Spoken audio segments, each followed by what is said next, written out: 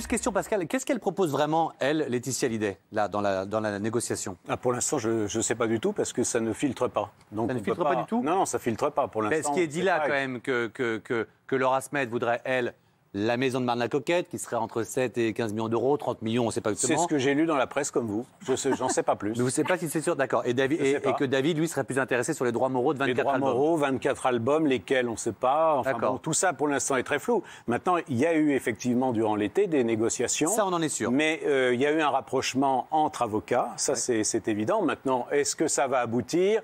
Est-ce qu'il ne va pas y avoir un grain de sable à un moment donné? C'est tout à fait possible, parce qu'il y a des égos aussi qui sont surdimensionnés dans cette affaire depuis le début. Ouais. Donc, si vous voulez, moi, je ne peux pas répondre là à cette question-là. Et Sébastien, vous avez des infos sur le traitement de la négo, vous? Non, pas sur le traitement exactement, mais il y avait des négociations qui apparemment avaient commencé. D'ailleurs, on avait vu des photos de Laura sortant de la Savannah. Mais justement, suite à ces photos et ces informations qui ont en gros fuité parce que ça devait rester confidentiel, là, on peut penser que ça a rompu un peu les choses, la négociation pour le moment. C'est vrai, parce que moi, j'ai lu effectivement qu'en fait, les avocats de Laetitia reprocherait à Laura Smet d'avoir fait fuiter.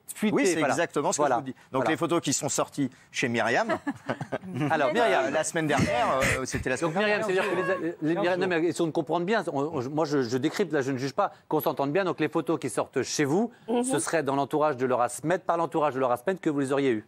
Là-dessus, je n'ai vraiment aucun commentaire à faire. Ça veut dire oui. Catherine, je crois que vous avez eu les avocats, vous. Moi, ce que je veux dire, c'est qu'il y a un jeu de manipulation très fort là-dedans. Je ne peux pas tout dire non plus, mais il y a un jeu de manipulation. En effet, on aurait pu penser que les images de Laura entrant dans la villa de Johnny auraient pu être au départ téléguidées par l'entourage de Laetitia pour se donner montrer une bonne image d'elle-même. En effet, c'est faux. Les informations de Myriam sont bonnes. Ça vient pas de l'entourage de Laetitia. Après, il y a deux choses. Mais pardon, juste que je comprenne. Qu'est-ce qu'elle gagne à faire ça, Laura Smet? Qu'est-ce qu'elle gagne à faire ça, de faire fuiter le fait qu'elle était la Marne-la-Coquette? Parce que les avocats de Laura croyaient que la négociation allait se faire avant la sortie de l'album le 19 octobre. Ils voulaient précipiter un petit peu les négociations en se disant Laetitia veut pouvoir parler librement et dire ça y est, c'est fait, etc.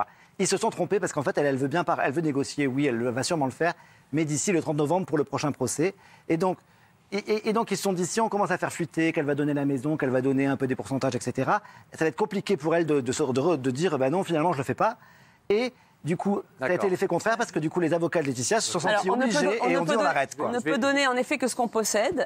La négociation, elle porte sur les biens français. Ce qu'on oublie, c'est le fisc. Et énorme dette au fisc. Et est-ce que les enfants vont vouloir reprendre des dettes du fisc ou pas? En fait, ils sont piégés. Quand vous dites réconcilier ou piégés, ils sont piégés parce que de toute façon, dans l'affaire, c'est Laetitia qui gagnera, puisque financièrement, en tout cas. Ils sont piégés parce que Laetitia laisse acheter une promotion très tranquille. Oui, Benoît. Très tranquille. Laetitia, si tu nous écoutes, donne un peu de blé. On ne peut plus parler de ça.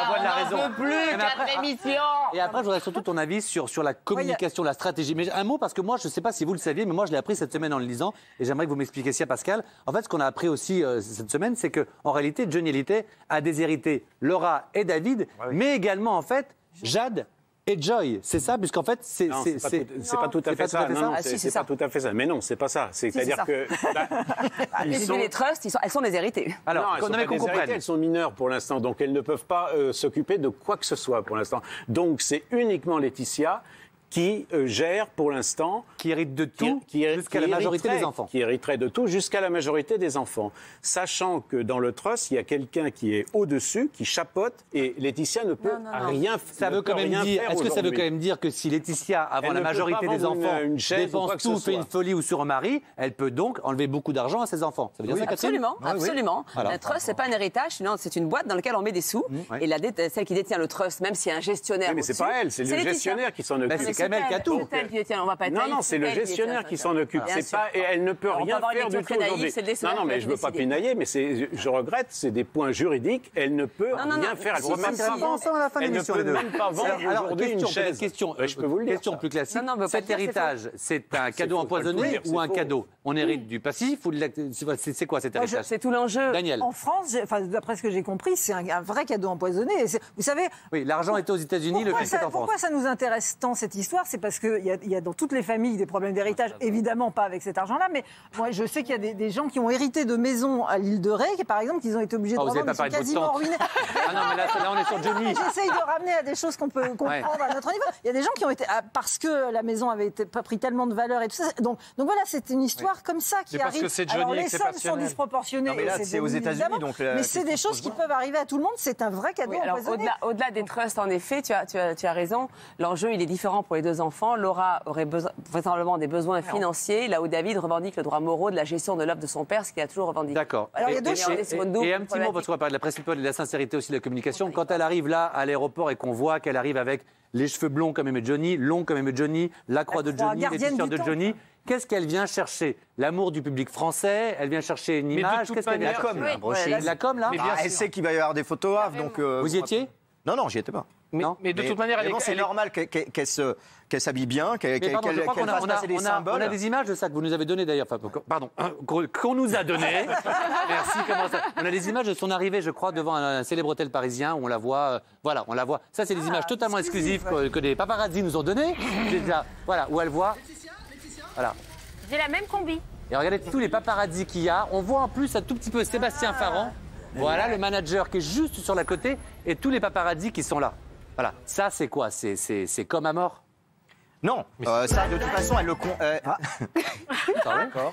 non, ça elle le contrôle pas. À partir du moment où elle a posé le pied à l'aéroport l'autre jour et jusqu'au moment où elle va partir, il va y avoir 15 personnes derrière elle. Mais comme elle sait qu'elle va être photographiée, donc elle fait en sorte d'être jolie. Le problème c'est que elle, pendant toute sa communication qu'on va avoir, on va tous être extrêmement déçus parce qu'elle va donner 3 interviews, donc à la télévision, en presse écrite, à la radio et tout ça, et qu'elle va elle ne va vouloir ne parler que de Johnny. On a fait cet album comme ça, alors que la seule chose qu'on veut savoir, c'est est-ce que tu vas rendre l'argent ou pas? Est-ce que tu vas être gentil avec les frères et sœurs? Pascal, on parle d'une avance de 800 000 euros pour le disque qui va sortir. Ça, vous avez des infos là-dessus? Oui, c'est confirmé. C'est confirmé, c'est 800 000 euros? Oui, apparemment. Moi, ce qui m'étonne, je ne sais pas si il a toujours vécu comme ça, Johnny, toujours avec des avances.